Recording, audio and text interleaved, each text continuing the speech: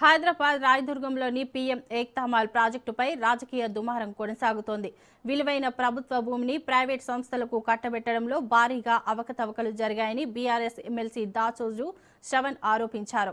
రాయదుర్గంలో సుమారు 1,700 కోట్ల విలువైన 7 ఎకరాల భూమిని ఏక్తా మాల్ నిర్మాణం పేరుతో ప్రైవేట్ సంస్థలకు ఎలాంటి టెండర్లు లేకుండా కట్టబెట్టారని ఆరోపించారు.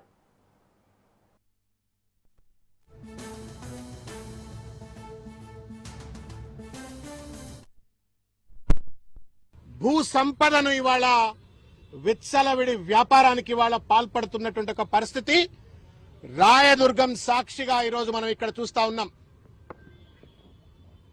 మల్కం చెరువు ఎదురుగా ఉన్నటువంటి దాదాపు ఎకరా 250 కోట్ల రూపాయల పైచిలుకు విలువైనటువంటి ఒక గోల్డ్ మైన్ మీద మనం నిలబడి ఉన్నాం. ఇవాళ ఈ స్థలం ఏదైతే మీరు కాంపౌండ్ కట్టి ఇక్కడ ఏదైతే అక్రమ నిర్మాణం జరుగుతుందో ఈ అక్రమ నిర్మాణం జరుగుతున్నటువంటి ఒక స్థలం 6 ఎకరాల 30 గుంటలు అంటే దాదాపు దగ్గర 7 ఎకరాలు.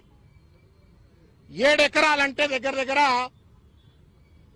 17,000 కోట్ల రూపాయల విలువ చేసినటువంటి ఒక భూమి ఇది.